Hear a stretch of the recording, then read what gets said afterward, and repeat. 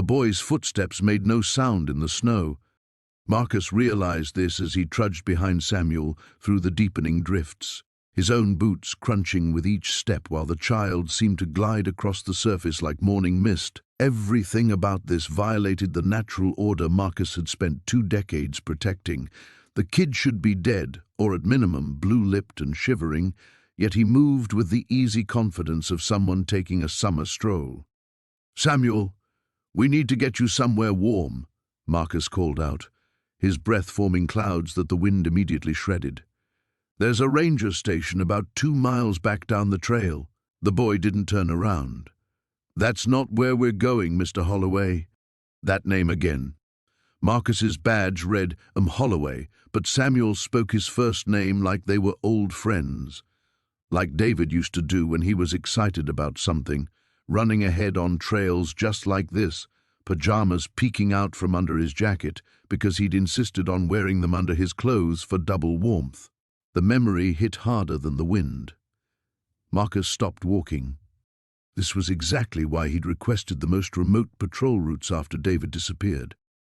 Out here, alone with the mountains and the silence, he could almost convince himself that his son might still be wandering somewhere in these woods, that the search teams had simply looked in the wrong places. But finding another child in the same pajamas, in the same impossible circumstances, felt like the universe playing a particularly cruel joke. "Samuel." Marcus's voice carried the authority he'd used to redirect countless lost hikers. "Stop, right now." This time the boy did stop, but he didn't turn around. His small shoulders rose and fell in what might have been a sigh. "You're thinking about David." The words hit Marcus like a physical blow.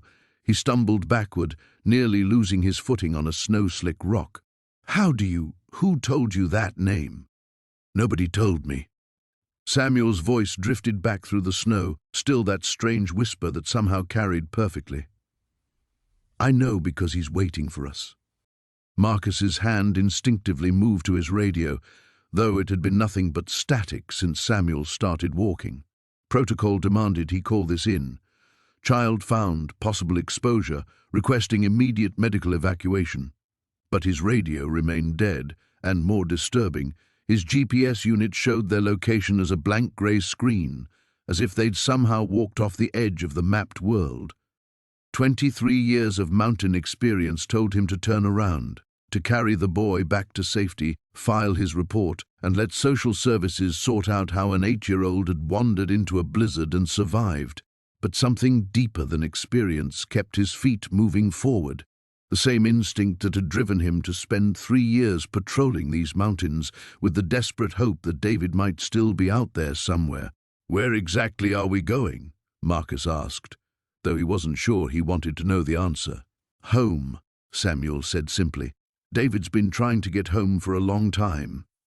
The trail they followed wasn't on any map, Marcus knew.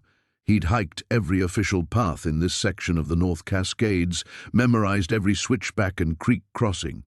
But Samuel led him along what seemed to be an old mining road, the kind that hadn't seen use since the 1940s.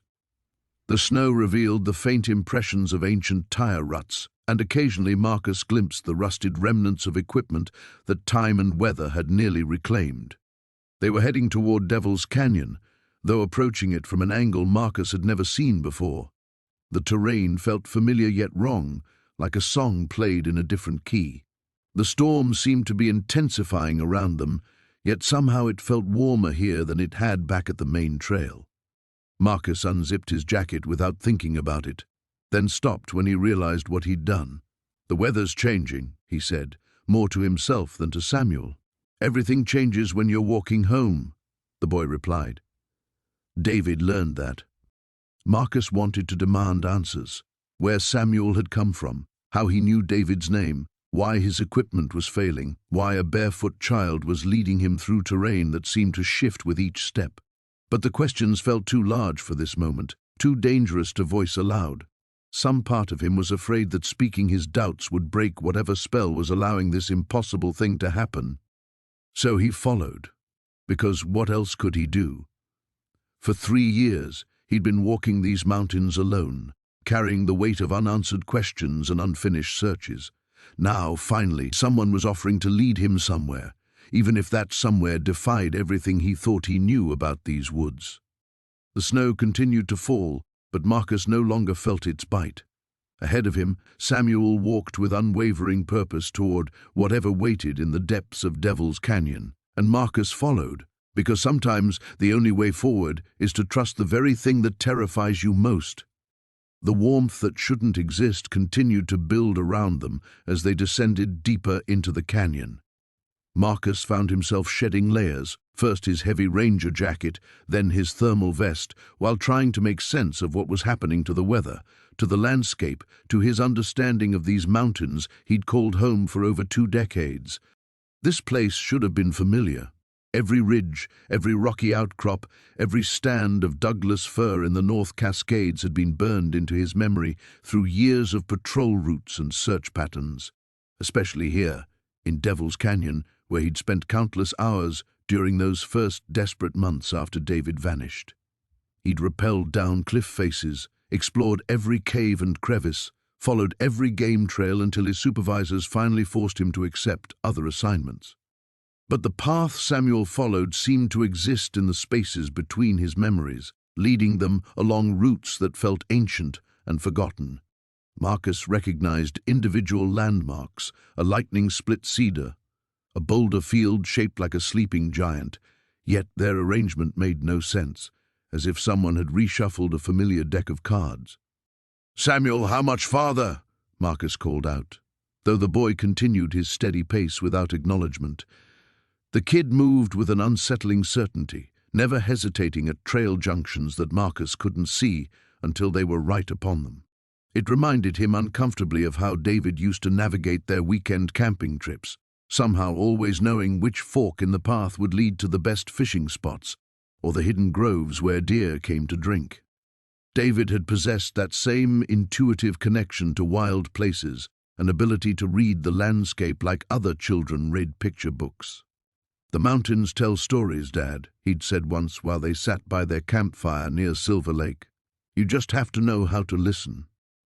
Marcus had chalked it up to childhood imagination, the way 8-year-old minds made sense of the world through wonder instead of logic.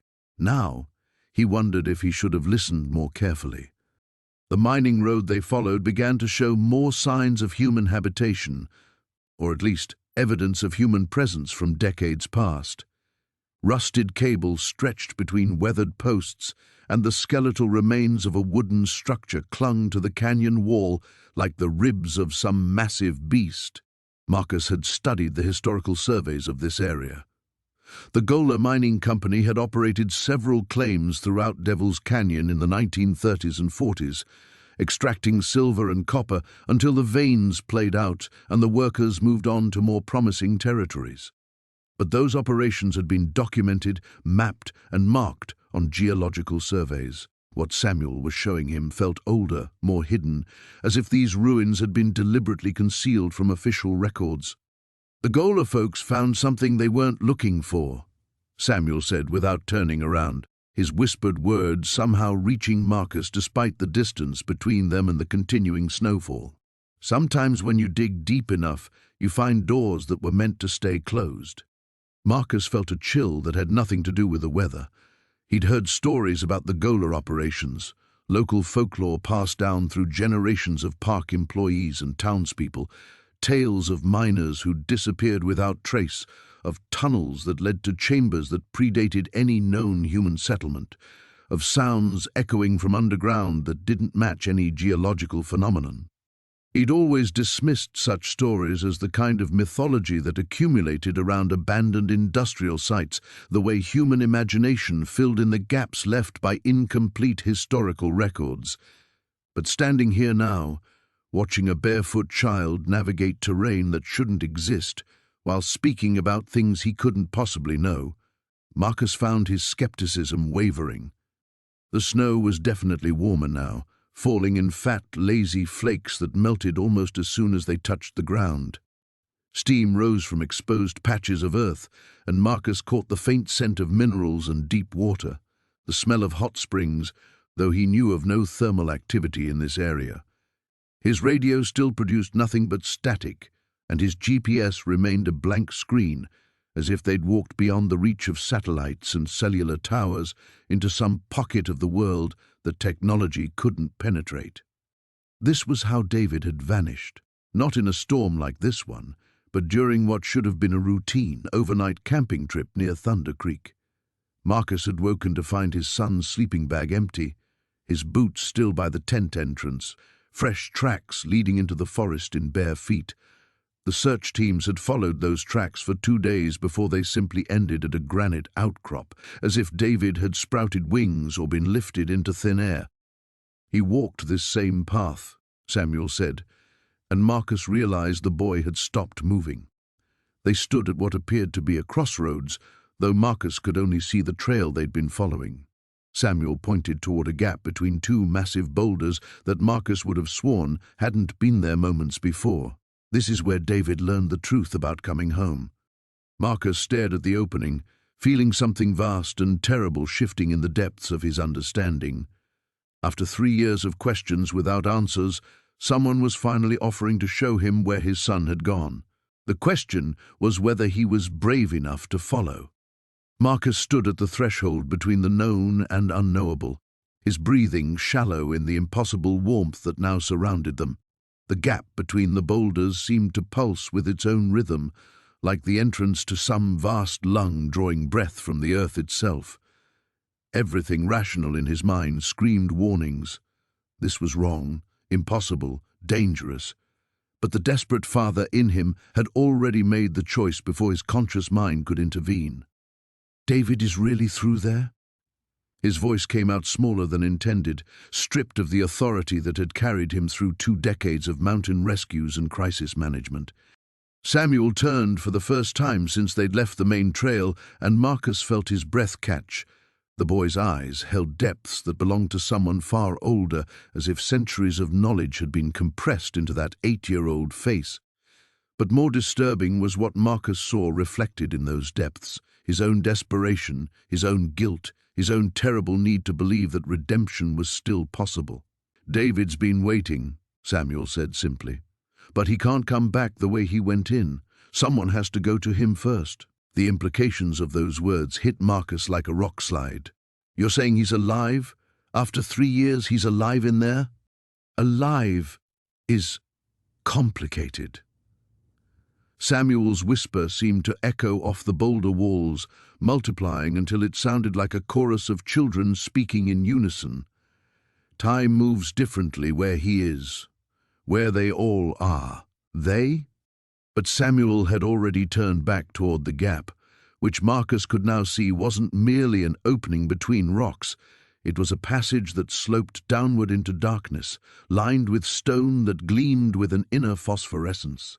The air flowing from it carried scents that had no business existing in the North Cascades: jasmine and copper, ozone, and something sweetly organic, like flowers growing in rich soil. Marcus's hand moved instinctively to his equipment belt, muscle memory seeking tools that could provide rational explanation. His flashlight, his emergency beacon, his backup radio, all dead weight now, useless as children's toys in whatever realm they were approaching. The helplessness of it struck him with sudden force. For 23 years he'd been the one people called when the mountains claimed their loved ones. He'd rappelled into crevasses, navigated whiteout conditions, tracked lost hikers across terrain that would defeat most experienced outdoorsmen. He was the expert, the professional, the man who brought people home. But standing here, faced with his son's impossible disappearance, he felt more lost than any tourist who'd ever wandered off a marked trail. "Why you?" Marcus asked suddenly. "Why are you the one leading me? How do you know about David?" Samuel paused at the edge of the passage, his small hand resting on stone that seemed to respond to his touch with a subtle brightening. "Because I was the first," he said. "The first one who went looking for home and found something else instead. That was a very long time ago, Mr. Holloway, long enough to learn how to help others find their way." The weight of that statement settled over Marcus like a burial shroud. This child, This thing wearing a child's face was claiming to be from the original disappearances, the ones that had spawned the local legends about Devil's Canyon. If that were true, then Samuel had been 8 years old for more than half a century, trapped in whatever lay beyond that passage, waiting for the right moment to emerge and guide another desperate father into the depths. Marcus thought about his wife, Catherine, safe in their house in Seattle, probably assuming he was riding out the storm in some ranger station. She'd already lost one family member to these mountains. If he disappeared too, if he followed this impossible child into whatever realm had claimed their son, she'd be left with nothing but questions, and the terrible certainty that the mountains had finally taken everything she loved. But the alternative, turning back, returning to his ordinary world of patrol routes and incident reports, spending the rest of his life knowing that David was somewhere beyond that passage, felt like a kind of death in itself. "If I go with you," Marcus said carefully, "will I be able to bring him back? Will we both be able to come home?" Samuel's expression grew infinitely sad. "That depends on what you're willing to sacrifice to make it happen, and whether you can face the truth about why David walked into the forest that night." The words hit Marcus like a physical blow. In 3 years of investigation, analysis, and soul-searching, he'd never considered that David's disappearance might have been intentional. His son had been happy, healthy, excited about their camping trip. There had been no signs of distress, no indication that an 8-year-old boy might choose to walk barefoot into the wilderness. But Samuel's eyes held certainty, and Marcus realized that whatever waited beyond that passage would demand more than courage. It would require him to confront truths about himself, about David, about the night everything changed, that he'd spent 3 years burying beneath layers of professional competence and desperate hope. The choice was no choice at all. Marcus stepped toward the passage, following the impossible child deeper into the earth, leaving behind the last vestiges of the world he understood. As Marcus crossed the threshold into the passage, the phosphorescent stone beneath his feet seemed to shift and pulse, sending tremors up through his legs that had nothing to do with unstable ground. He stopped abruptly, his ranger instincts finally breaking through the desperate fog of paternal need that had carried him this far. "Wait!" The word came out strangled, echoing off the tunnel walls in a way that made it sound like multiple voices calling out warnings. "Jesus Christ, what am I doing?" Samuel paused but didn't turn around, his small silhouette outlined against the eerie glow emanating from deeper in the passage. "You're doing what you've been doing for 3 years, Mr. Holloway. You're looking for your son." But the rational part of Marcus's mind, the part that had kept him alive through decades of mountain rescues, the part trained to assess risk and make calculated decisions, was finally asserting itself with growing alarm. He was following a child who couldn't possibly exist into a place that violated every law of geology and physics he understood. Whatever was happening here, it wasn't natural, and every survival instinct he possessed was screaming at him to turn back.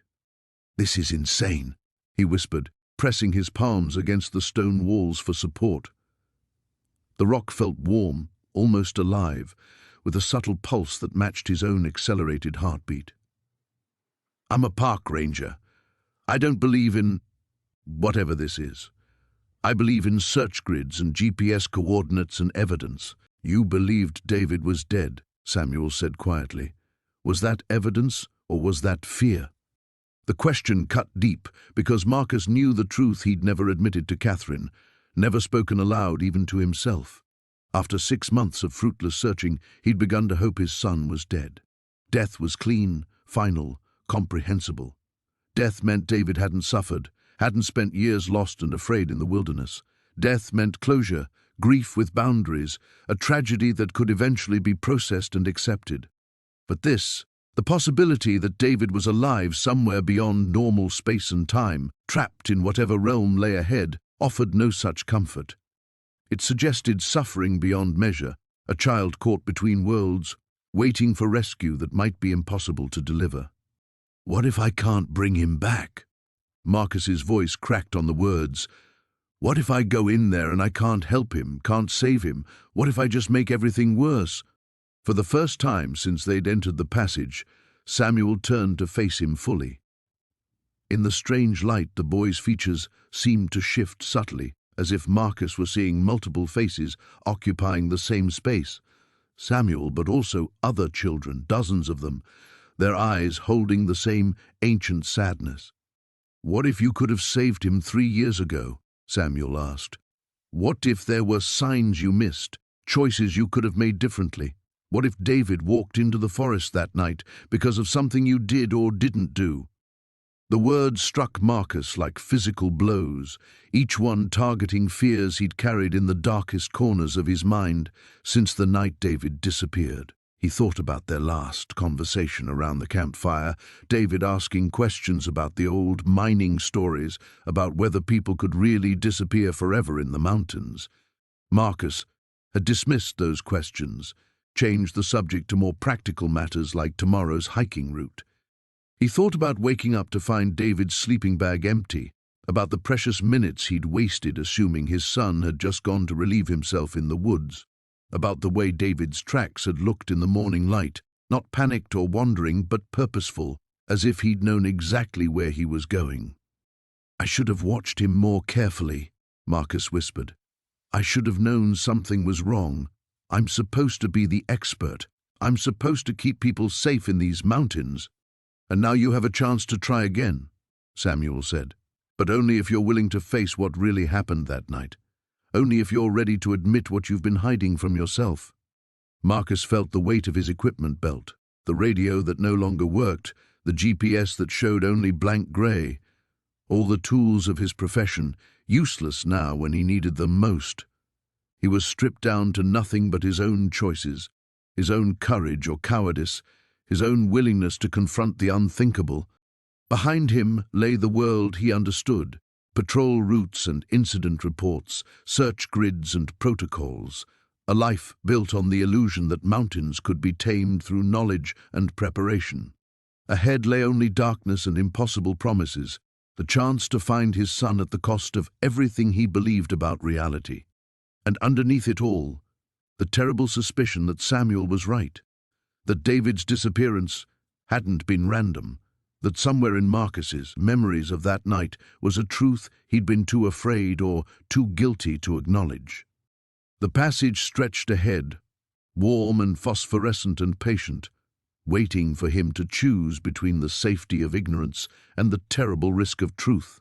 Marcus closed his eyes and took another step forward into the unknown. The moment Marcus's foot crossed fully into the passage, the world above seemed to seal itself away with a sound like distant thunder. When he turned to look back, the gap between the boulders had narrowed to a sliver of grey light that pulsed like a dying star. The rational part of his mind screamed that this was his last chance to retreat, to return to the familiar world of radio protocols and incident reports. But his body kept moving forward as if pulled by invisible currents. There was no going back now. The realization hit him with the finality of a coffin lid closing.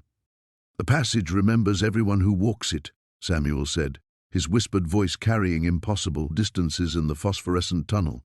"It keeps a piece of them, and they keep a piece of it. That's why David can't leave on his own." Marcus felt the truth of those words in his bones, in the way the stone beneath his feet seemed to recognize his footsteps, adjusting its luminescence to match his pace. The walls pulsed with organic rhythm, and he could swear he heard other sounds echoing from deeper chambers, children's voices, perhaps, or the memory of children's voices trapped in stone and time. His 23 years of mountain expertise had become worse than useless. They'd become a liability.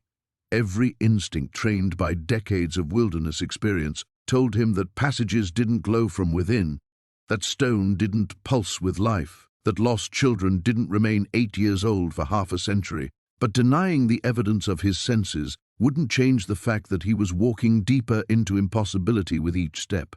"How many others?" Marcus asked, surprised by the steadiness of his own voice. "How many children have you led down here?" Samuel's silhouette paused against the flowing light. "I don't lead them here, Mr. Holloway. They find their own way just like David did. I just help them understand what they've found. And sometimes, when the circumstances are right, I help their families understand too." The weight of that statement settled over Marcus like a physical burden. He wasn't the first desperate parent to follow Samuel into the depths. There had been others over the decades, other mothers and fathers driven by grief and hope into this realm beneath the mountains. The thought should have been comforting. He wasn't alone in his desperation, but instead it filled him with a different kind of dread. What happened to them? The other parents? Some found what they were looking for. Others found what they deserved. The distinction in Samuel's tone sent ice through Marcus's veins, despite the growing warmth of the passage. The child, or whatever Samuel truly was, spoke with the weight of someone who had witnessed the full spectrum of human nature tested by impossible choices. Marcus wondered which category he would fall into, and whether the difference would become clear before it was too late to matter. The passage began to widen, revealing chambers branching off into darkness on either side. Marcus caught glimpses of things that shouldn't exist, walls carved with symbols that hurt to look at directly, pools of water that reflected faces he didn't recognize, corridors that seemed to stretch into infinity despite the solid rock he knew surrounded them. The air grew thicker, charged with electricity that made his skin tingle and his compass needle spin in lazy circles. This was the point of no return, and Marcus felt it in his soul. Not just because the physical passage had sealed behind him, but because every step forward was changing him at some fundamental level. The certainty he'd built his life on, that the world operated according to discoverable laws, that problems had rational solutions, that expertise could overcome any challenge, was dissolving like morning mist. He thought of Catherine, probably beginning to worry about his extended silence during what should have been a routine patrol. She would call the station in a few hours, would be told that Ranger Holloway hadn't checked in as scheduled. Within 24 hours, there would be search teams combing the mountains for him, following the same protocols he'd used hundreds of times to track down missing hikers and lost hunters. But they would never find him, just as he'd never found David. Just as dozens of search parties over the decades had failed to find the children who'd walked into Devil's Canyon and simply vanished, because the place they'd gone couldn't be reached by helicopter or GPS satellite, couldn't be mapped by geological survey or documented in incident reports. Marcus understood now why his radio had failed, why his GPS showed only static. Those tools belonged to the surface world, to the realm of logical cause and effect. Down here, in this space between spaces, different rules applied. Ancient rules that predated technology, civilization, perhaps even human understanding itself. Samuel had stopped at what appeared to be another branching point, where the passage split into multiple tunnels that led deeper into the mountain's heart. Each opening glowed with its own distinct hue, blue like deep water, red like forge fire, green like spring growth, and others that had no names in any language Marcus knew. "This is where you choose," Samuel said, his young voice carrying the weight of ages. "Each path leads to truth, Mr. Holloway, but not every truth leads home." Marcus stood at the crossroads, feeling the weight of decision pressing down on him like the entire mountain above. Behind him lay everything he'd been: ranger, husband, failed father. Ahead lay the possibility of answers: redemption, reunion with his lost son, or damnation beyond imagining.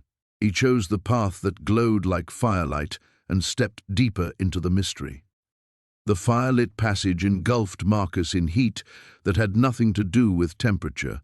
It was the warmth of memory made manifest, of guilt given form, and as he walked deeper into its amber glow, the walls began to show him things he'd spent 3 years trying to forget. David's face materialized in the phosphorescent stone, not as Marcus wanted to remember him, but as he'd been that last night around the campfire. Troubled, asking questions that had made Marcus uncomfortable. "Dad, do you think some people are supposed to disappear? Do you think the mountains ever call to them?" Marcus had dismissed those questions, changed the subject to hiking safety and tomorrow's weather. He'd been so focused on being the competent ranger, the father who had all the answers, that he'd missed the pleading in his son's voice, the cry for help disguised as childhood curiosity. "You're starting to remember," Samuel said, though his voice seemed to come from the walls themselves now rather than the boy walking ahead. "That's why this path chose you." The passage curved sharply, and Marcus found himself in a circular chamber where the walls moved like living things, pulsing with scenes from that final camping trip.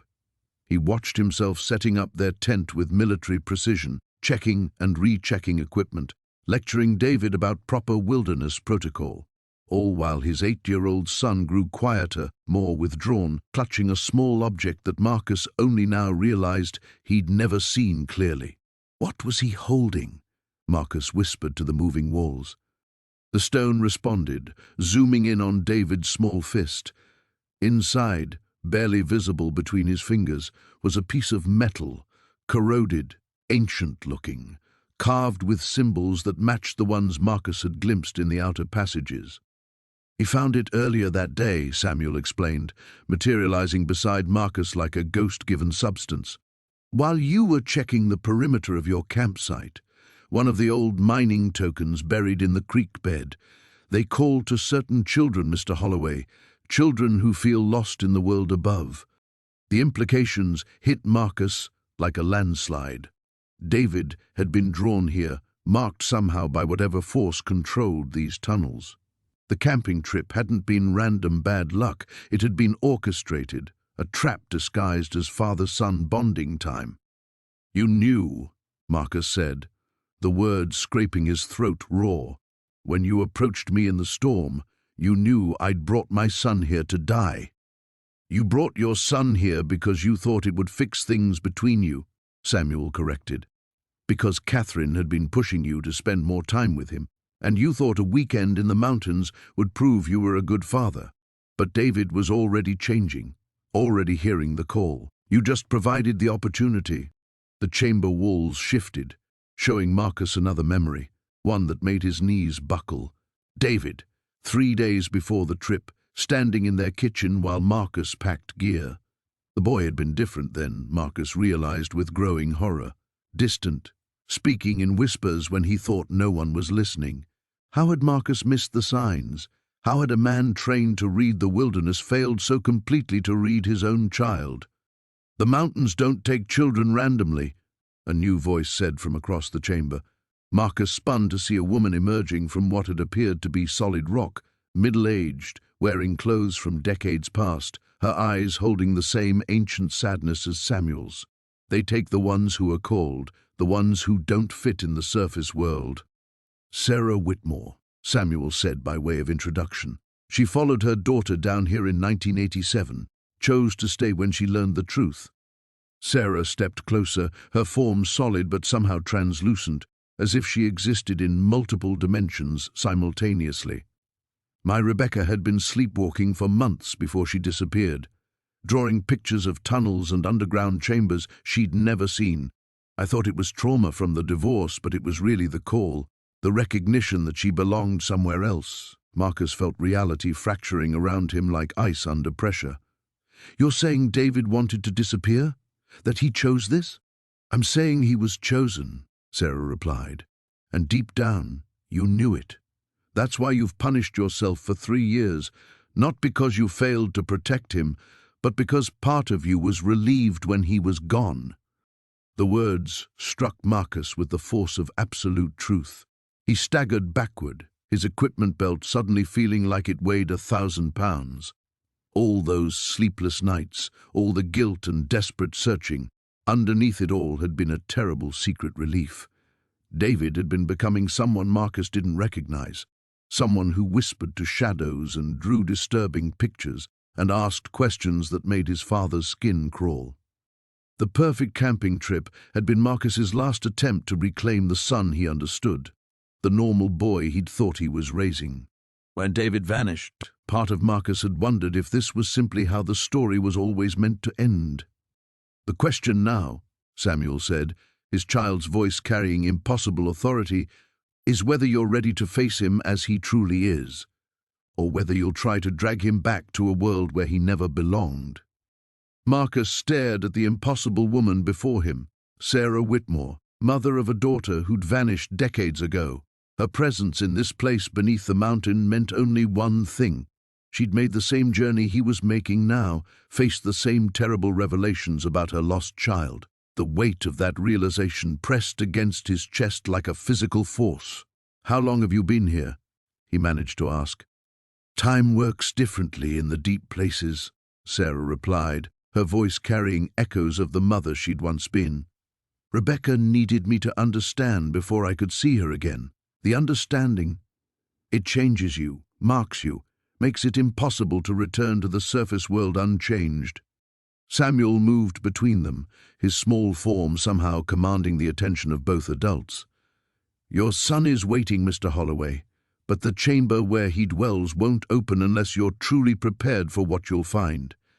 The mountain tests everyone who seeks entry to the heart places." Marcus felt his ranger training reassert itself despite the impossibility of his surroundings. "What kind of test?" "The kind that strips away everything you think you know about yourself," Sarah answered before Samuel could speak. "When I reached Rebecca's chamber, I had to watch every moment of her short life where I'd failed her. Every time I'd been too busy with work to listen to her fears. Every night I dismissed her nightmares as childish imagination instead of recognizing them as visions of this place calling to her." The chamber walls began to pulse faster, the amber light growing more intense. Marcus could feel something building in the air around them, pressure, expectation, the weight of judgment from forces far older than human civilization. His compass spun wildly on his belt, the needle pointing in directions that had no names. "The test isn't just about the past," Samuel continued, his youthful features hardening with ancient wisdom. "It's about choice, about what you're willing to sacrifice to reach him, about whether your love for David is stronger than your need to control him." Marcus thought about Catherine, waiting for his return to their empty house. She'd never forgiven him for taking David on that camping trip, though she'd never said so directly. In the 3 years since, their marriage had become a careful dance around the absence at its center. If he found David in this impossible place, if he brought his son home transformed by whatever power ruled these depths, would Catherine be able to accept the boy he'd become? Would Marcus himself? "What if I can't pass your test?" The question escaped before Marcus could stop it. "What if I get to David's chamber and I'm not worthy enough or changed enough or whatever you think I need to be?" Sarah's expression softened with terrible compassion. "Then you join those of us who chose to stay, who recognized that some forms of love require letting go of everything else you thought mattered." The implications hung in the air like smoke from an invisible fire. Marcus would disappear just as David had, just as Sarah and her daughter Rebecca had, just as countless others over the decades. Catherine would face the loss of both her husband and son, left alone with questions that could never be answered in any way the surface world would accept.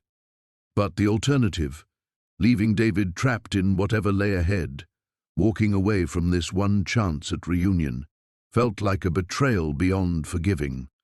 Marcus had spent 3 years searching every trail, every cave, every hidden corner of the Cascade wilderness.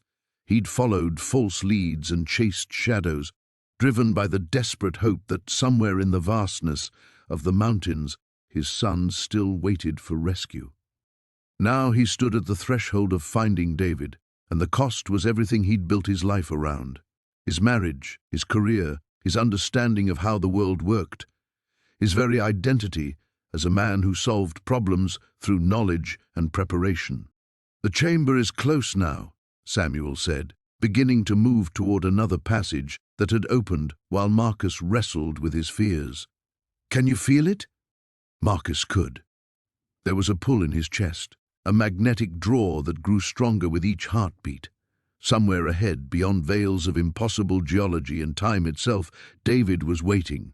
Not the 8-year-old boy who'd vanished from their campsite, Marcus realized, but whoever David had become in this place between worlds, transformed, evolved, perhaps no longer entirely human in any way the surface world would recognize. The passage ahead glowed with silver light, cold and pure and utterly alien. Marcus felt his equipment belt shift against his waist. Radio, GPS, emergency beacon, all the tools that connected him to his old life. None of them would work where he was going. He would face whatever waited ahead, stripped of everything except his choices. Samuel had already begun walking toward the silver passage, his small form casting no shadow in the ethereal light. Sarah followed a step behind, her decades-old grief transformed into something approaching peace. Marcus took one final look at the chamber where he'd learned the truth about David's disappearance, then followed them toward the ultimate test of what love truly meant. The silver light embraced him like winter starlight, and he felt the last of his old certainties dissolve. The silver passage consumed Marcus like liquid starlight, each step forward dissolving another layer of the man he'd been. The walls here weren't stone, but something that breathed, pulsed, shifted between states of matter as if reality itself had become negotiable. His boots made no sound on the surface beneath him, and when he looked down, he couldn't tell whether he walked on crystal, metal, or something that had never needed a name. Samuel moved ahead like a ghost child, his form flickering between solid boy and translucent memory. Sarah had vanished entirely, though Marcus could still feel her presence, like a whisper at the edge of consciousness. The passage curved in directions that violated geometry, leading not just deeper into the mountain, but sideways through dimensions his mind couldn't process. Then the corridor opened into a chamber that stopped Marcus's heart. It was vast beyond measurement, its ceiling lost in darkness that somehow glowed with its own inner light. Crystalline formations jutted from every surface, each one containing a different scene like frozen moments in time. But these weren't memories. They were possibilities, futures, the branching paths of what could be depending on the choices Marcus made in the next few minutes. In one crystal, he saw himself returning to the surface alone, telling Catherine he'd found nothing but empty tunnels and geological anomalies. Watched their marriage slowly heal over years of careful reconstruction, built on a foundation of secrets that would poison every moment of happiness they might reclaim. In another, he glimpsed Catherine standing over 2 graves instead of one, her face aged beyond recognition by a grief that had consumed everything else. The ranger station memorial wall expanded to include his photograph beside the others who'd vanished in Devil's Canyon. A third crystal showed David, but not his David. A creature of shadow and silver light, eyes like winter stars, fingers that could reshape stone with a touch, beautiful and terrible and utterly inhuman, standing in their family kitchen while Catherine screamed. Every choice creates ripples, Samuel's voice echoed from everywhere and nowhere. The test isn't whether you can find your son, Mr. Holloway. It's whether you can accept the cost of bringing him back. The chamber's center held a pool of water so perfectly still it looked like polished obsidian. Marcus approached it with the slow, deliberate steps of a man walking to his execution. The surface remained undisturbed even when his shadow fell across it, waiting with infinite patience for him to look into its depths. When he finally did, Marcus saw his greatest fear made manifest. David stood in a cavern of impossible beauty, surrounded by other children who'd been called to this place over decades, perhaps centuries. They moved with fluid grace through crystalline gardens that sang with harmonics beyond human hearing. Their eyes held the wisdom of ages, their faces unmarked by time or suffering, or any of the small cruelties that shaped children in the world above. They were perfect, transformed, no longer bound by the limitations of human flesh and mortal understanding. And they were unreachable, not because they were trapped, but because they had chosen this existence and would never willingly abandon it for the crude physicality of surface life. David turned toward the pool as if sensing Marcus's gaze across impossible distance. When their eyes met through the water's surface, Marcus saw recognition flicker in his son's transformed features. Love, yes, but also pity, the kind of gentle sadness reserved for something small and limited and inevitably temporary. "You can see him," the pool whispered without words. "You can touch him, speak with him, but you cannot take him from this place unless he chooses to come, and if he chooses to stay, you must choose as well, join him in transformation or return to your grief." Marcus's knees hit the crystal floor beside the pool. his equipment belt scattered around him, radio, GPS, emergency flares, all the tools that had once defined his competence. They looked pathetic now, toys compared to the forces that shaped this realm beneath the mountain. Behind him, the chamber filled with whispers. The voices of other parents who'd made this journey, faced this choice, discovered that love sometimes meant accepting the unacceptable. Some had chosen transformation, joining their children in whatever these depths offered. Others had returned to the surface world, hollowed out but wiser, carrying secrets that would forever separate them from everyone they'd once known. The pool's surface began to ripple, responding to Marcus's presence. Somewhere in its depths, David waited. The real test was about to begin. Marcus reached toward the water with a trembling hand, knowing that once he touched its surface, there would be no path back to the man he'd been for 47 years. Everything, his marriage, his identity, his understanding of what it meant to be human, balanced on the edge of this moment. The water felt like liquid starlight against his fingertips, and the chamber dissolved around him as he fell through the surface toward his transformed son. The starlight water closed over Marcus like a tomb of light, and suddenly he was drowning in every mistake he'd ever made as a father. The pool didn't transport him, it invaded him, flooding his consciousness with the accumulated weight of 3 years' worth of suppressed memories, each one a blade that cut deeper than the last. He found himself standing in David's underground sanctuary, but it wasn't the crystalline paradise he'd glimpsed from above. This was the truth beneath the beauty, a realm of transformation so alien that his human mind could barely process it. The other children moved like liquid mercury given form, their faces shifting between innocence and ancient wisdom with each breath. They communicated through harmonics that made his teeth ache and his vision blur. And David, his son, stood at the center of it all, no longer the frightened 8-year-old who'd vanished from their campsite. This creature wore David's face like a half-remembered dream, but silver veins pulsed beneath translucent skin, and when he smiled, the expression contained geological time. "Dad," the thing that had been David said, and its voice carried echoes of mountain avalanches and underground rivers.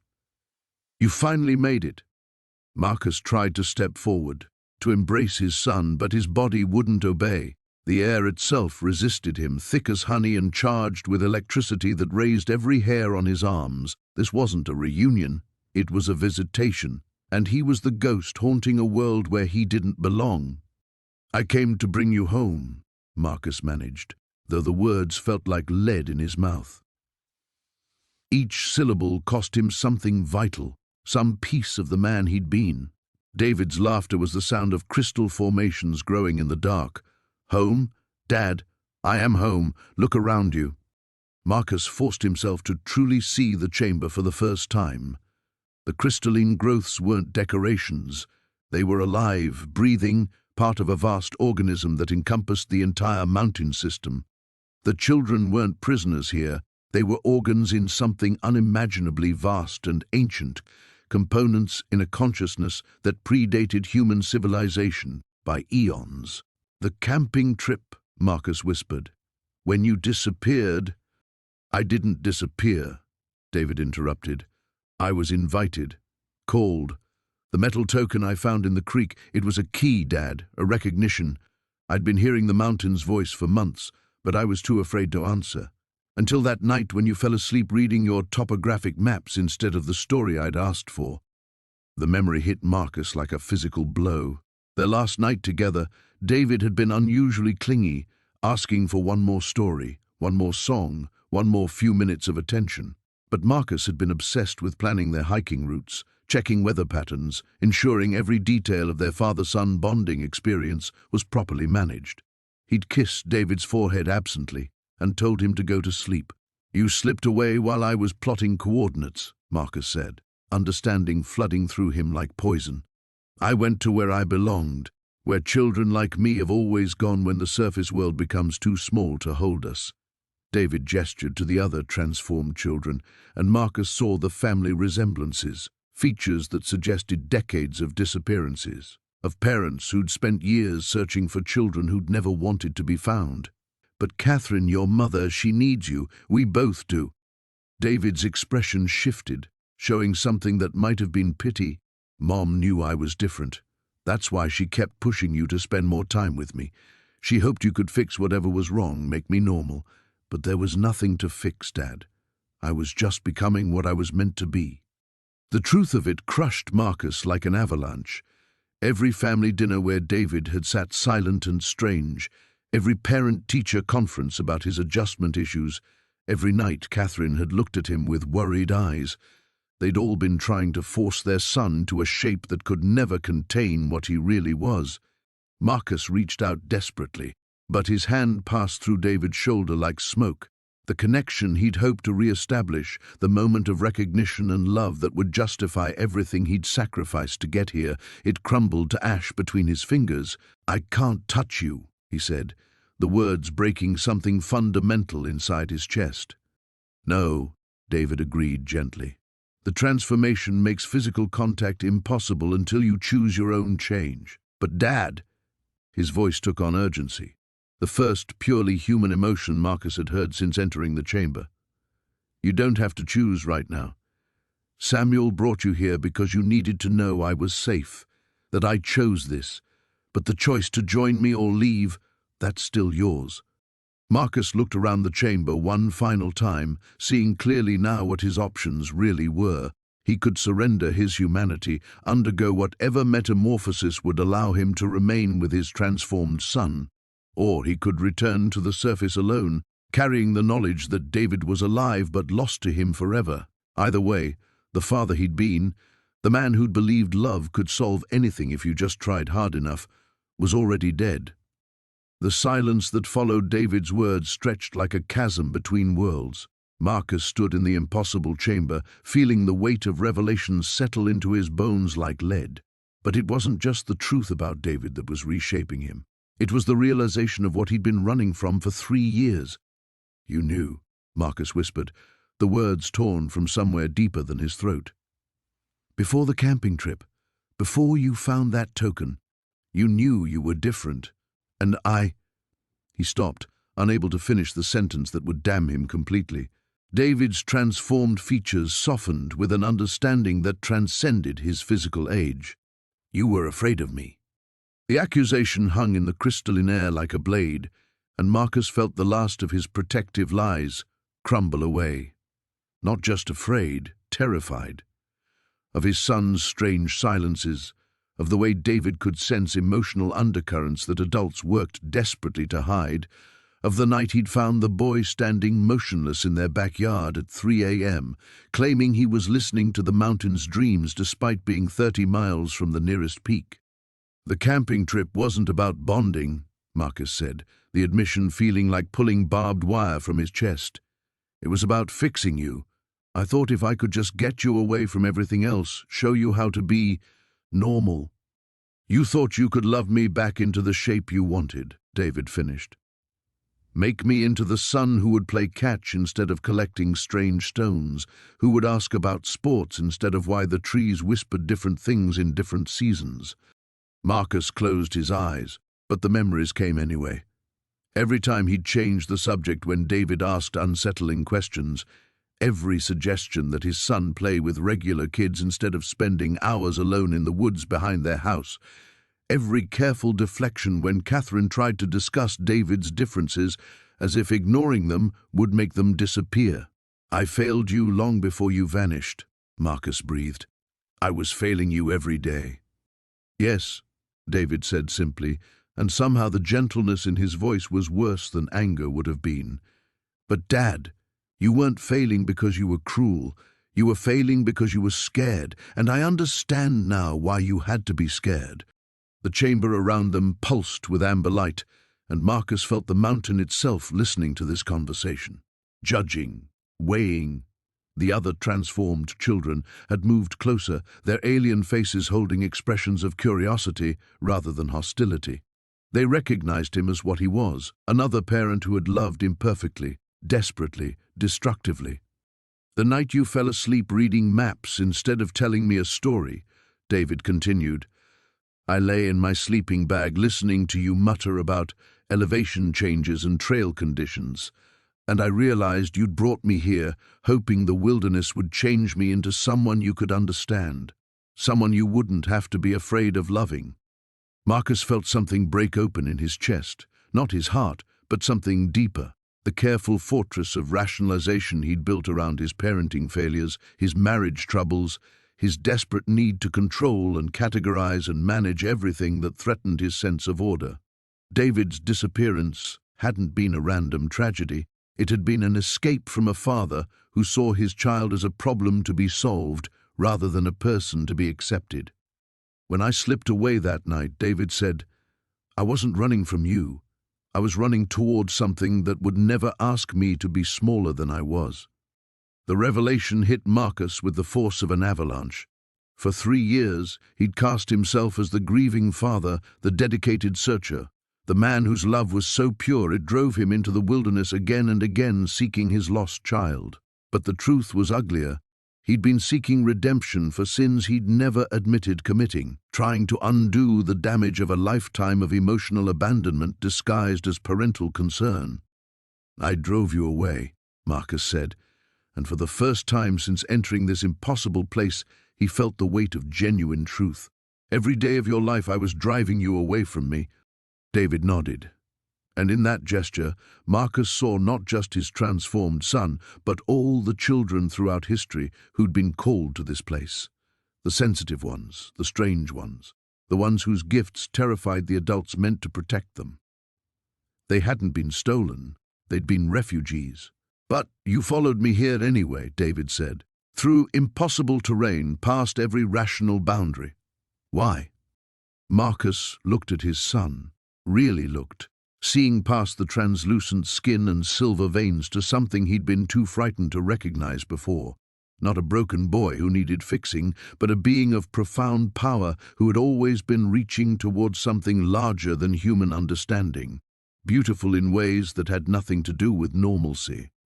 "Because I finally understood that loving you meant letting you be exactly what you are," Marcus whispered, "even if I'm too small to comprehend what that is." The chamber filled with harmonics that might have been approval, and Marcus felt the mountain's attention shift. The real test wasn't whether he could save David, it was whether he could finally see him. The harmonics faded, leaving Marcus kneeling beside the crystalline pool in a silence that felt pregnant with possibility. Something fundamental had shifted in the chamber's atmosphere, not just David's expression, but the quality of attention from the other transformed children, the very pulse of light through the crystal formations around them. For the first time since entering this impossible realm, Marcus didn't feel like an intruder. David stepped closer, and though Marcus still couldn't touch him, the distance between them felt less absolute. The silver veins beneath his son's translucent skin pulsed with a rhythm that matched Marcus's own heartbeat, as if some essential connection was finally being re-established. "Dad," David said, and his voice carried fewer echoes now, more human warmth threading through the mountain harmonics. "Do you understand what this place really is?" Marcus looked around the chamber with new eyes. The crystalline formations weren't just alive, they were a vast network, connecting this cavern to countless others throughout the mountain system. Each pulse of light carried information, experiences, the accumulated wisdom of all the transformed children who'd ever chosen this refuge. It was beautiful and terrible and completely beyond his comprehension, but for the first time, he wasn't trying to categorize or control it.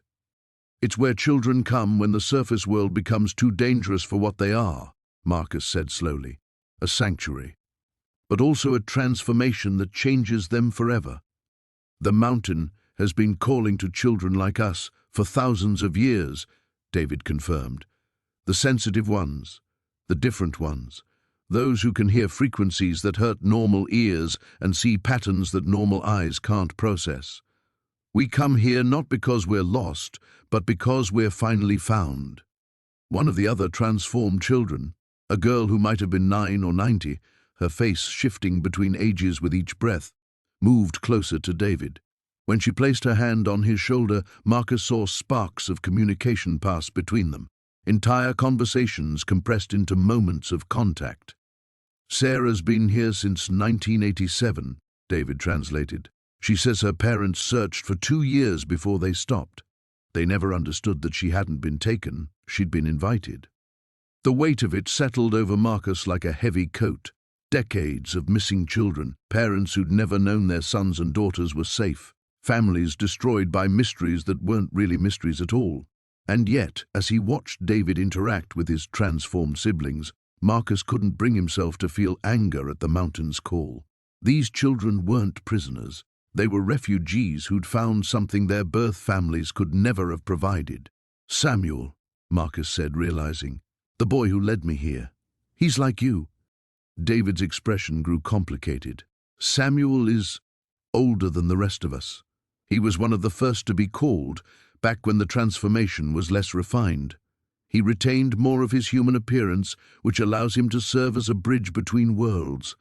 But Dad," David's voice took on urgency, "he didn't bring you here just so you could see me. The mountain has been watching you for 3 years, through every search, every return to Devil's Canyon.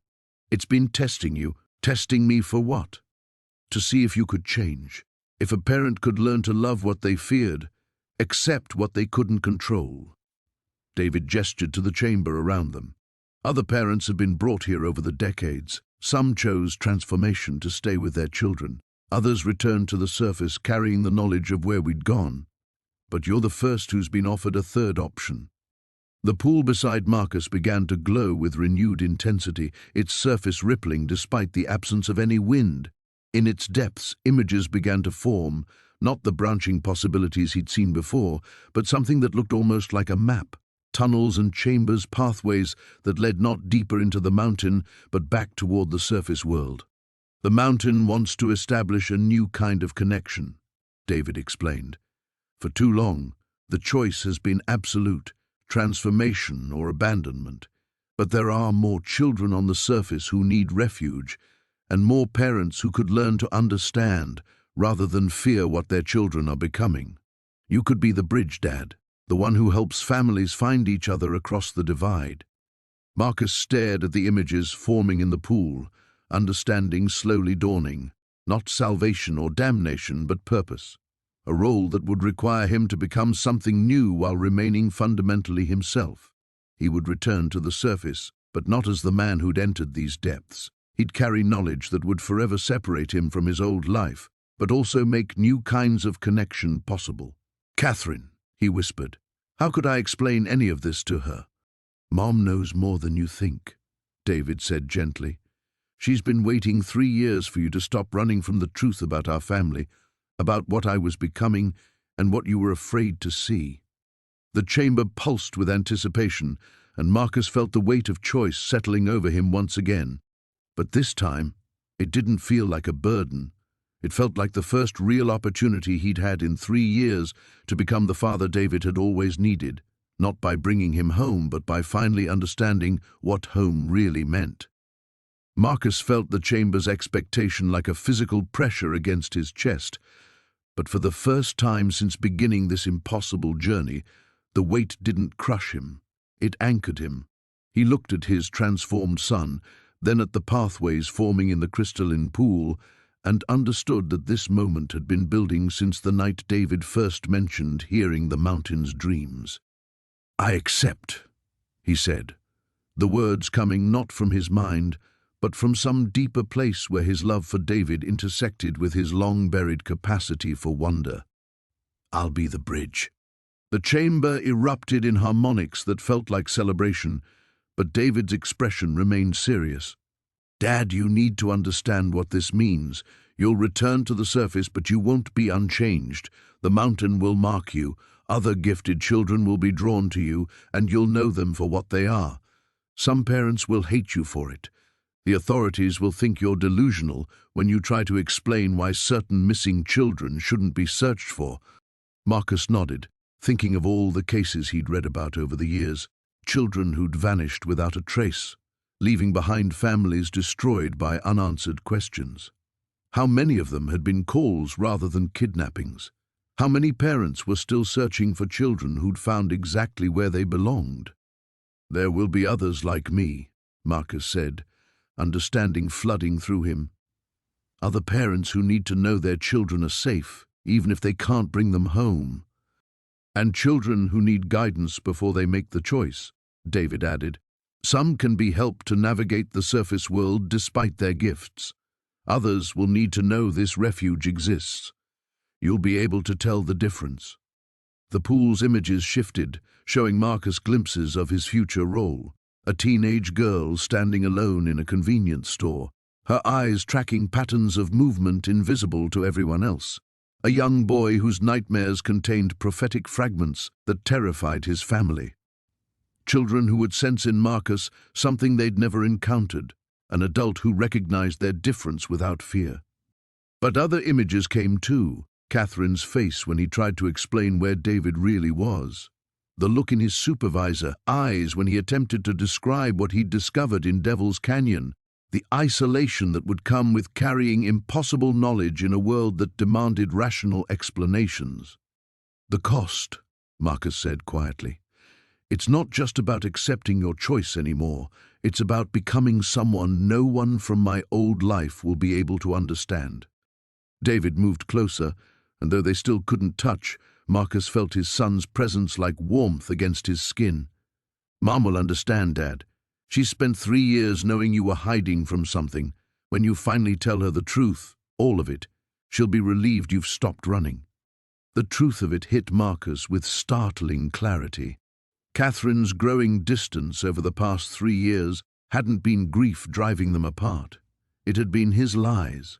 His refusal to acknowledge what David had been becoming, his insistence on casting their son's disappearance as a random tragedy rather than the inevitable result of choices Marcus had been too afraid to see.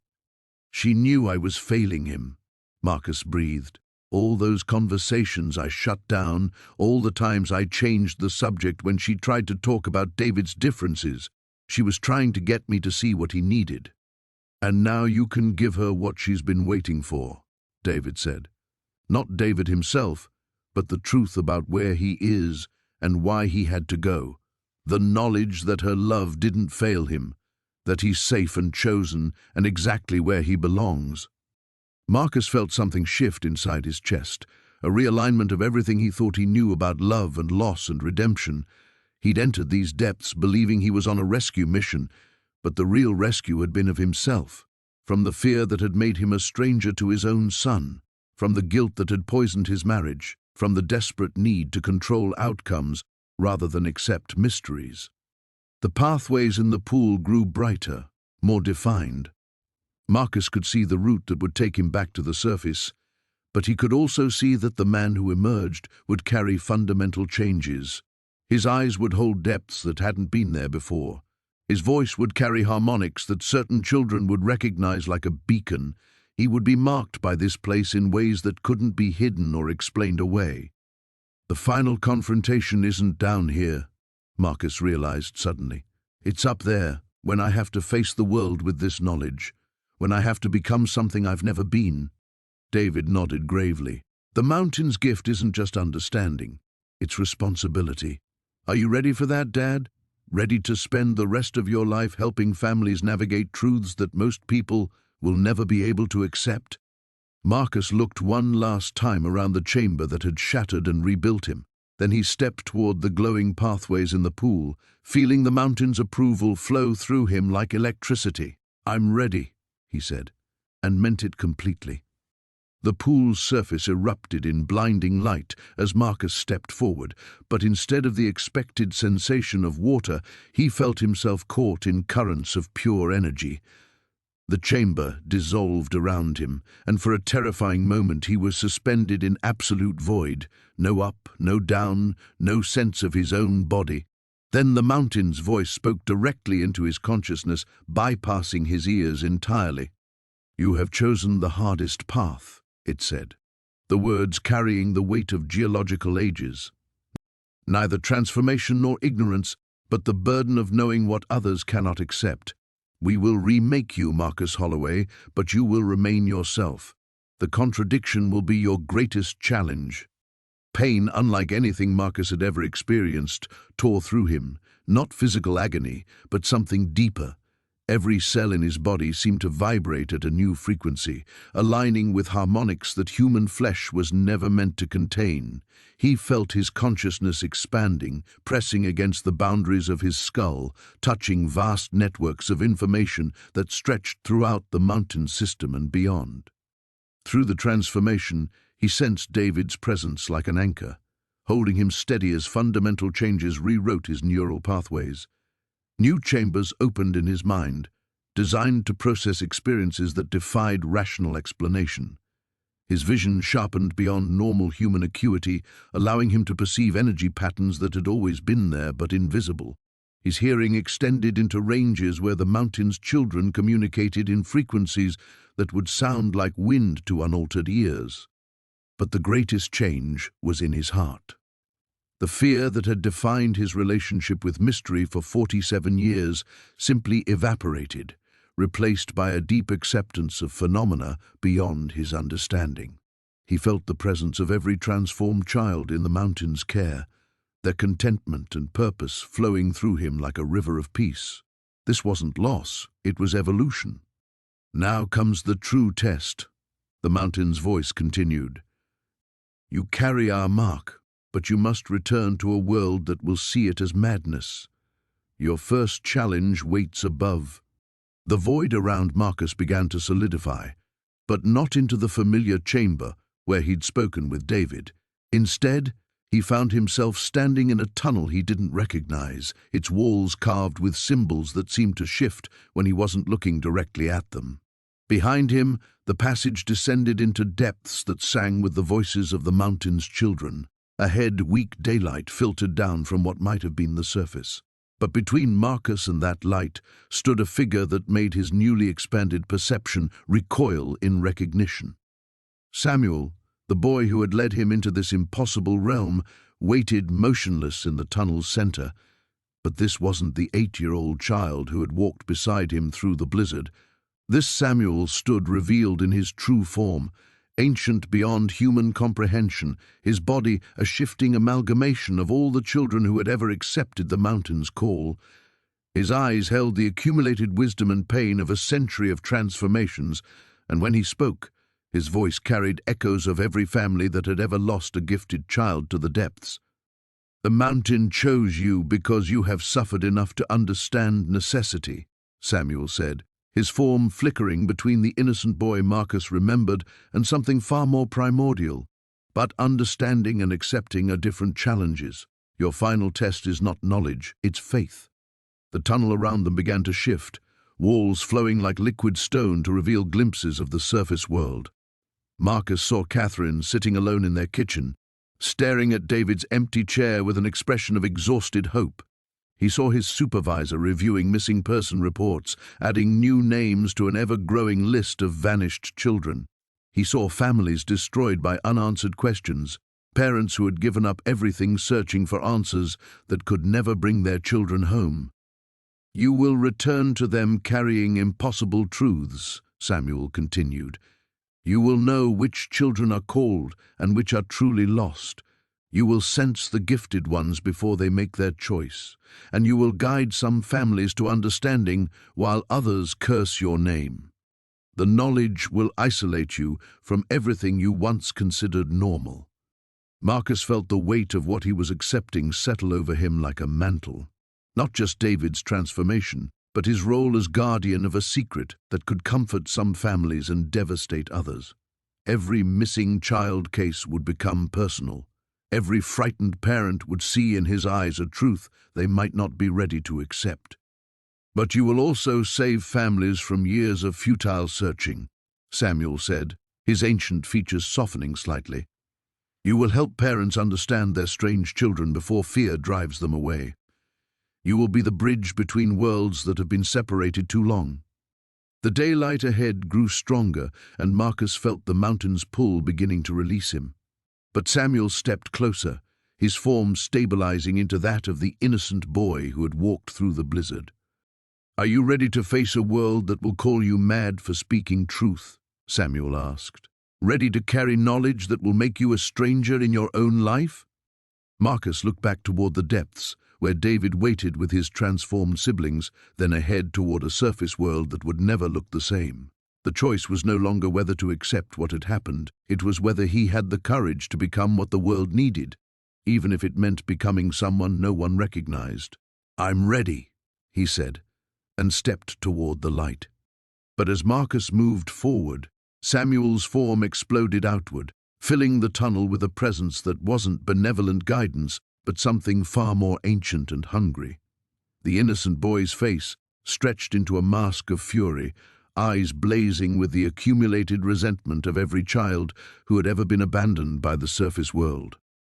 "You think you understand," Samuel snarled, his voice now containing multitudes, not just the transformed children, but something older that had been using them, feeding on the grief of broken families for generations. "You think this is about rescue and redemption, but you're still lying to yourself, Marcus Holloway." The tunnel walls became transparent, revealing not David's peaceful chamber, but a vast network of crystalline cells, each containing a child frozen in perpetual transformation, not evolved beings, but prisoners caught between human and something else, their faces twisted in eternal confusion and pain. Among them, Marcus saw David, his son's eyes wide with terror as he realized what he had truly become. "This is the confrontation you've been avoiding," Samuel continued, his form now towering over Marcus, a composite of every missing child whose parents had stopped searching. "Not whether David chose this fate, but whether you drove him to it. Every time you dismissed his strange dreams, every time you told him to be normal, every time you looked at your gifted son with fear instead of wonder, you pushed him toward us." Marcus felt his newly expanded consciousness turning against him. The mountain's voice no longer wise but mocking. "You could have saved him. You could have helped him navigate his gifts in the surface world. Instead, you made him feel so alien in his own home that our call seemed like salvation." The painful truth hit Marcus like a physical blow. David hadn't been called by some mystical force. He'd been a frightened child who ran away from a father too terrified to accept what his son was becoming. The mountain hadn't transformed him into something wonderful, it had captured him in a state of perpetual change that was neither human nor transcendent. "Catherine tried to tell you." Samuel's voice became Catherine's voice, then David's. Then the accumulated cries of every parent Marcus would fail in the future. "She saw what David needed, and you shut her down. You chose fear over love, and now you want to call it destiny?" The walls around Marcus began to collapse, reality fracturing as his enhanced perception revealed the truth behind the mountain's gift. He wasn't being transformed into a bridge between worlds. He was being consumed, just like David, just like all the others. The children in their crystalline cells weren't content. They were feeding something vast and hungry that had learned to sustain itself on the severed bonds between parents and children. "Fight it!" David's real voice cut through Samuel's cacophony, faint but desperate. "Dad, it's not what it showed you. We're trapped here. It feeds on the grief of families who never find closure, and I've been trying to resist, but—" Samuel's form whipped toward the sound, fury radiating from him. "Silence. You accepted the gift willingly. You all did." But Marcus finally understood. The real confrontation wasn't with Samuel or the mountain. It was with his own willingness to accept a comfortable lie rather than face the devastating truth. He had failed David, but not by bringing him here. He had failed David by being the kind of father a son felt he needed to escape from. Drawing on reserves of courage he hadn't known he possessed, Marcus pushed past Samuel toward the crystalline chamber where his son was trapped.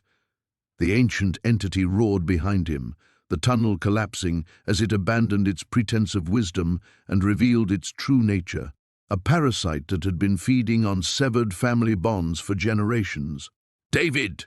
Marcus shouted, his voice carrying all the love he should have shown 3 years ago. "I'm getting you out of here!" The crystalline walls cracked at his touch, and Marcus felt the real mountain, not the parasitic entity but the actual geological presence, respond to something it had never encountered before, a parent willing to face the truth of their failures and fight anyway. This was the true test, not accepting comfortable mysteries but rejecting them when they served only to hide from responsibility. Samuel's fury became desperation as his food source. Marcus's guilt and willingness to believe in destiny rather than choice began to evaporate. "You cannot save him. You failed him already." "Yes," Marcus said, his hands tearing at David's prison. "I did fail him, but I'm here now." The chamber erupted in light as the real confrontation reached its peak, not between Marcus and an external enemy, but between the father he had been and the father he chose to become. In that moment of absolute honesty, the mountain's parasite lost its hold, and the path to real salvation finally opened. The crystalline prison shattered like ice in spring, fragments dissolving into motes of light that revealed David beneath, not a transformed being Marcus had imagined, but his son as he truly was. Pale, frightened, bearing the marks of 3 years in this twilight existence, but unmistakably human. David's eyes met his father's, and Marcus saw in them not transcendence, but exhaustion, relief, and something that broke his heart completely: forgiveness. "Dad," David whispered, his voice hoarse from disuse, "I knew you'd come." The chamber convulsed around them as Samuel's true form writhed in fury, the parasitic entity losing cohesion as its carefully constructed narrative collapsed. The other crystalline cells began cracking too, revealing dozens of children in various stages of the false transformation, not willing converts, but prisoners, their families' grief and acceptance feeding the creature for decades. "We have to get them all out," David said, struggling to stand on legs that hadn't moved in years. "There are others, Dad, so many others whose parents stopped looking." Marcus felt the mountain's benevolent voice return, the real geological consciousness, ancient and patient, that had been imprisoned by the parasite just as surely as the children. "The path is open," it rumbled, "but the ascent requires sacrifice. One must remain to ensure the others reach the surface. The entity weakens but does not die. It needs a conscious will to hold it bound until the children are beyond its reach." The truth of what was required hit Marcus like a physical blow. He could save David, could save all these lost children, but someone had to stay behind to contain Samuel while they escaped. Someone had to voluntarily take on the role of guardian, holding the parasite at bay not through transformation or mystical power, but through the simple human act of choosing others' welfare over their own survival. "No," David said, reading the decision in his father's face. "We'll find another way. You can't." "I can," Marcus said, pulling his son close for the first time in 3 years. The embrace felt like coming home and saying goodbye simultaneously. "This is what I should have done from the beginning. Protected you instead of protecting myself from what I didn't understand." Around them, the freed children were stirring, their own crystalline prisons cracking as Samuel's power continued to weaken. Marcus saw them for what they truly were, not mystical beings called to transformation, but frightened kids who had run from families that couldn't accept their differences. Children whose gifts had made them feel alien until the mountain's false promises seemed like sanctuary. "There's a family waiting for each of them," Marcus realized, looking at faces he recognized from missing person reports spanning decades. Parents who never stopped searching, who deserve to know their children are coming home. David's grip tightened on his father's arm.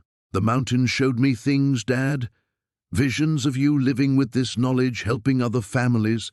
That was real. You can still do that, just not the way we thought." The chamber shook violently as Samuel made one last desperate attempt to maintain his hold. "You will all remain," the entity shrieked. "The surface world rejects its gifted children. I offer them purpose." "You offer them prison," Marcus said firmly, positioning himself between the reforming parasite and the awakening children. "And that ends now." He felt the mountain's true power flowing through him, not transformation or enhancement, but simple amplification of what he already possessed, a father's determination to protect children, even at the cost of his own future. The energy settled into his bones like concrete, and Marcus understood that once he committed to holding Samuel, he would become part of the mountain's bedrock, conscious but immobile, a permanent guardian against the entity's hunger. "Tell your mother," Marcus said to David, his voice steady despite the magnitude of what he was accepting. "Tell her I finally understood what love really means, not holding on but letting go when it serves something larger." The other children were standing now, their movements uncertain but increasingly human as Samuel's influence continued to fade. Marcus saw the path opening above them, not the mystical journey he'd experienced on the way down, but ordinary cave passages leading to ordinary daylight. The mountain's gift to these families, a simple, rational explanation. The children would remember being lost in caves, nothing more. Their strange gifts would remain, but they would return to parents better prepared to accept and nurture what made them different. "Go," Marcus told David, already feeling the mountain's pull as his feet began to merge with the stone floor. "All of you. There are families waiting." As the children moved toward the ascending passages, David looked back one final time. "I love you, Dad. For the first time in my life, I'm proud to be your son." The words carried Marcus through his transformation from man to guardian, his consciousness expanding not into mystical awareness but into fierce, protective determination. Samuel raged against the bonds that now held him, but Marcus's will had become unbreakable, not through supernatural power, but through the simple human choice to sacrifice everything for love. Above, he felt David and the others reaching sunlight, felt families about to be reunited. Below, he held the darkness at bay, finally the father he should have been all along. The first sensation was silence, absolute, profound quiet where Samuel's rage had been moments before. Marcus felt the parasite's presence compressed into dormancy beneath layers of stone and will, held in check by his transformed consciousness. He had become part of the mountain's foundation, his awareness spread through granite and limestone, and in that expanded perception he felt the children's ascent like warmth rising through his bones. David's footsteps echoed in passages far above, steady and determined despite 3 years of captivity. Behind him came the others. Marcus could sense each one individually now, their terror gradually giving way to wonder as they moved toward daylight they had almost forgotten existed.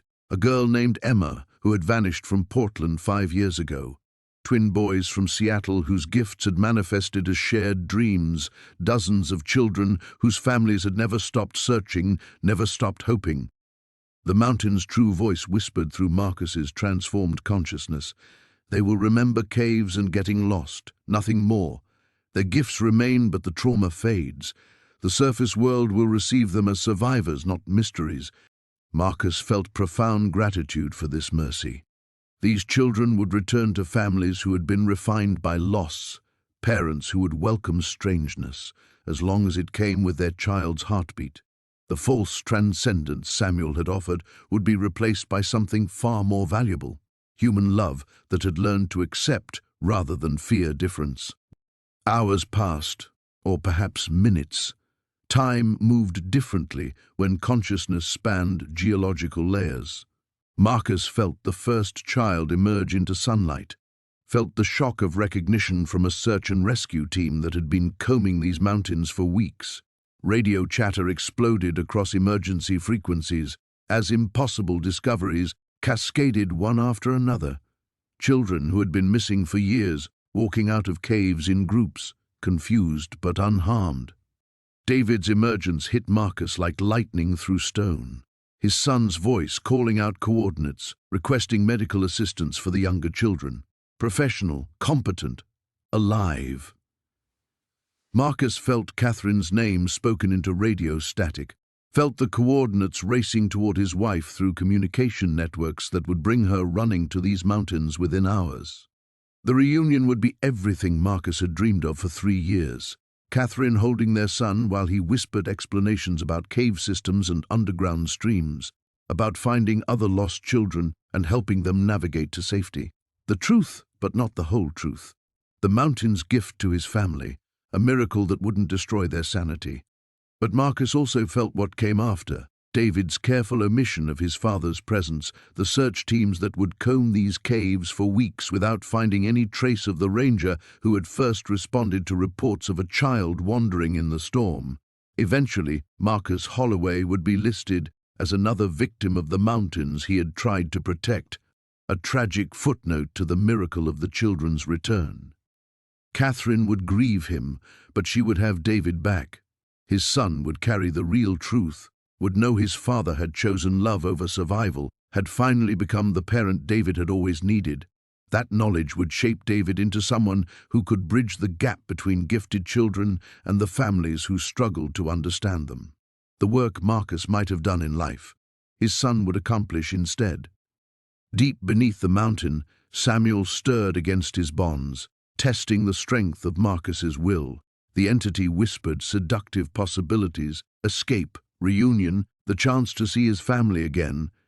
But Marcus felt the children's continued ascent, felt their approaching freedom, and his resolve crystallized into something unbreakable.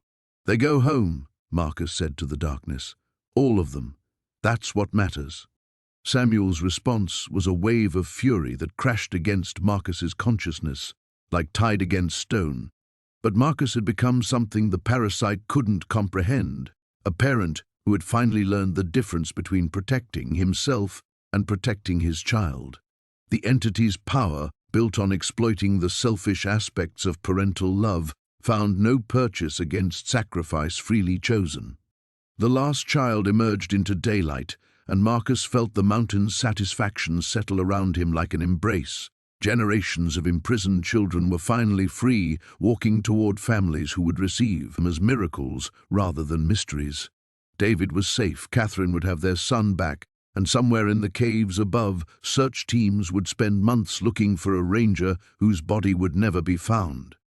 Marcus closed his eyes, though darkness and light meant little to his transformed perception, and listened to the mountain's heartbeat synchronize with his own. He thought of Catherine's smile when David walked through their front door. He thought of the Christmas mornings they would have, the conversations about David's future, the ordinary moments of family life that Marcus had once taken for granted. Samuel writhed in his prison, but his strength continued to ebb. The children were beyond his reach now, their family's joy and gratitude creating a kind of spiritual barrier the entity couldn't cross. Marcus felt the parasite beginning to calcify, slowly becoming just another fossil layer in the mountain's deep history. Above, David's voice carried across the mountainside, guiding rescue workers toward the cave entrance where other children still waited. His son had learned leadership in captivity, had become someone who could save others instead of needing salvation. Marcus smiled with lips made of stone and felt complete. Time flowed differently in stone. Marcus had no way to measure the hours or days that passed as his consciousness held Samuel in check, but he felt each milestone like distant tremors through granite. David's helicopter ride to Seattle Children's Hospital, Catherine's sob when she first touched their son's face, the carefully orchestrated reunions as dozens of families received back children they'd thought lost forever. The medical examinations were mercifully brief. The children showed signs of malnutrition and exposure consistent with being lost in cave systems, but their strange gifts manifested now as enhanced problem-solving abilities rather than supernatural phenomena. Emma could navigate complex spaces with uncanny accuracy. The twin boys displayed remarkable intuitive communication. David demonstrated an almost preternatural ability to find lost objects and missing people, gifts that would make them special, not outcasts. Marcus felt Catherine's questions during those first fragile days home, her careful probing about what had really happened during those missing years. David's answers were masterful deflections, the truth wrapped in protective, mundane details about underground streams and hidden chambers. He spoke of helping younger children stay warm, of rationing food found in abandoned mining camps, of the slow process of mapping passages until they found a route to the surface. "Dad was there at the end," David told her one evening, his words carrying through the mountain's consciousness like whispered prayer. "He helped us get out. He made sure we were all safe before." Catherine's tears fell on the kitchen table where Marcus had once sat reading missing person reports, searching for patterns that might lead him to his son. Now she grieved a husband who had died saving children, never knowing he could hear her whispered thanks in the darkness below. The investigation into the children's disappearances revealed a pattern investigators had missed for decades. All the missing kids had displayed unusual abilities before vanishing. David's gift for finding things, Emma's spatial intuition, others with their own strange talents. The official report would conclude that these children had been drawn to the cave system by some shared instinct, that they'd survived through cooperation and David's leadership during his longer captivity. It was a narrative that satisfied everyone except those who lived it. Marcus felt David's nightmares in the early weeks, visions of crystalline cells and a thing that wore a child's face while speaking in ancient voices. But Catherine's love worked like medicine, and slowly those dreams faded into ordinary sleep. The mountain's gift extended even to trauma, allowing these children to heal in ways that wouldn't be possible if they remembered the full truth. Months passed. David returned to school, where his ability to locate lost items made him quietly popular rather than feared. He helped teachers find missing supplies, reunited students with misplaced belongings, and never spoke of visions or supernatural callings. Marcus watched through stone and felt pride settle into his transformed bones like sediment. Catherine began working with other families whose children had returned. She organized support groups, helped parents understand that their kids' unusual abilities were gifts to be nurtured rather than problems to be solved. Marcus saw his wife becoming the person he should have been, someone who helped families stay together instead of fracturing under the weight of difference. The other children flourished in similar ways. Emma's parents enrolled her in architecture programs that channeled her spatial gifts. The twin boys found their communication abilities praised by teachers who saw them as unusually empathetic rather than strange. One by one, Marcus felt these families healing, growing stronger around the empty spaces their fear had once created. But it was David who carried the real weight of knowledge. Marcus sensed his son's understanding deepening as he grew, not just of what had happened in the mountain's depths, but of why. David began seeking out other children who showed unusual abilities, becoming a bridge between the gifted and their families. He helped parents recognize their children's talents as variations rather than aberrations, prevented the kind of fear-based rejection that had driven him to the mountain in the first place.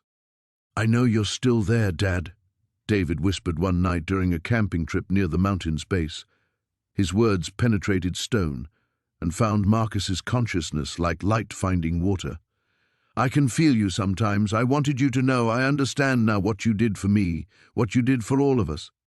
Catherine had remarried eventually, a kind man who treated David like his own son while honoring the memory of a ranger who had died protecting children.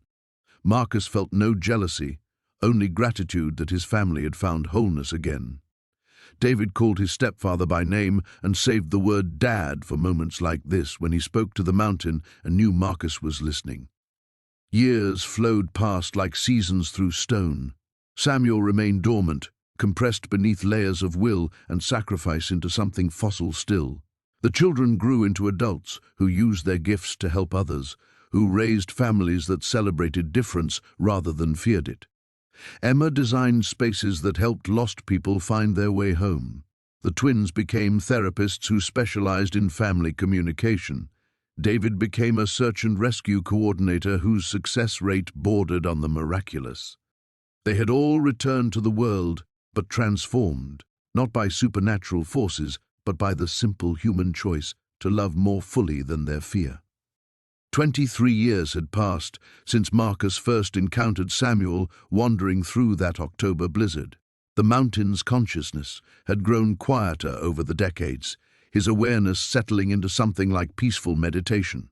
Samuel stirred occasionally in his prison of will and stone, but his struggles had weakened to barely perceptible tremors. Marcus felt them approaching long before their footsteps echoed in the upper caves. David, now 42, leading a small group through passages that had become safer with time. With him walked his teenage daughter Sarah, whose gift for sensing emotional resonance in objects had manifested early and been nurtured with the wisdom her father had learned from loss. Behind them came two other children, both recently discovered by David's organization, kids whose families had reached out before fear could drive them toward desperate choices. The work David had built spanned 3 states now, a network of support that connected gifted children with understanding families, that prevented the kind of isolation that had once made Samuel's false promises seem like salvation. Marcus felt deep satisfaction knowing his sacrifice had seeded something that would outlive them all. "This is where it happened," David said softly as the group reached the chamber where Marcus had made his choice. The crystalline formations had long since crumbled, leaving only ordinary stone and the faint warmth that marked Marcus's presence. "Where my father chose to stay so we could go home." Sarah placed her hand against the cave wall, and Marcus felt her gift brush against his consciousness, a moment of connection that carried 23 years of love and gratitude. "He's still here," she whispered, tears reflecting her flashlight's beam. "He's proud of us." The other children moved closer, their own abilities creating a gentle resonance through the chamber. Marcus felt their wonder, their understanding that heroism sometimes meant becoming a foundation rather than a monument. David had brought them here not for supernatural revelation, but for a simple human lesson about what love could accomplish when it chose sacrifice over safety. "The mountain isn't dangerous anymore," David explained, his words carrying the authority of someone who had dedicated his life to understanding such places. "But it's still sacred. Sometimes the most important victories happen where no one can see them, where the only witness is stone and time." They stayed for nearly an hour, sharing stories about the children David's network had helped, families that had learned to celebrate rather than fear their differences. Marcus listened through granite and felt the ripples of his choice spreading outward, not in mystical waves, but in the simple accumulation of lives made better by understanding. As they prepared to leave, Sarah lingered beside the wall where Marcus's presence was strongest. "Thank you, Grandpa," she whispered, using the title David had taught her for the father she'd never met, "for showing Dad how to be brave, for making sure our family stayed together, even when you couldn't be part of it." Marcus felt her words settle into his consciousness like warmth in winter. Through David's memories, he had watched Sarah take her first steps, speak her first words, navigate her first manifestation of unusual ability with parents who celebrated rather than feared what made her special. He had been present for every milestone, every moment of growth, even while remaining hidden in stone and silence. The group ascended toward daylight, their voices fading into echoes that lingered long after their footsteps disappeared. Marcus was alone again, but not lonely. His awareness stretched through the mountain's foundations, feeling the slow pulse of geological time, the patient strength of stone that held the world together from below. Samuel's presence had become something barely distinguishable from ordinary rock, not destroyed, but transformed through compression and time into something harmless. The entity's hunger had been replaced by simple dormancy, its ancient malevolence reduced to fossil impressions that would trouble no one. Above, Marcus felt David's family beginning their drive home to Seattle, where Catherine waited with dinner and stories about her day working with gifted children at the center David had established in her honor. His wife had lived to see their granddaughter graduate college, had passed peacefully 5 years ago, knowing her family's legacy was one of healing rather than fear. Night settled over the Cascade Mountains, bringing the familiar silence Marcus had learned to treasure. He thought about the cycles of seasons passing overhead, the slow dance of weather and time that shaped the peaks he had once patrolled. Somewhere in those mountains, other rangers continued the work he had begun, protecting children, preserving wilderness, standing guard against the darkness that sometimes called to those who felt lost. But the greatest protection had proven to be love itself, patient, understanding, willing to grow large enough to hold whatever differences emerged. The families David helped no longer sent their gifted children into wilderness seeking acceptance.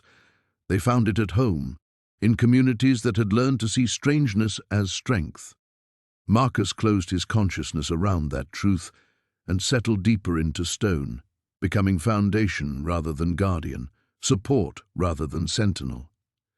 His choice had planted seeds that would grow for generations, not in supernatural soil, but in the simple human ground of families who had learned to love without condition.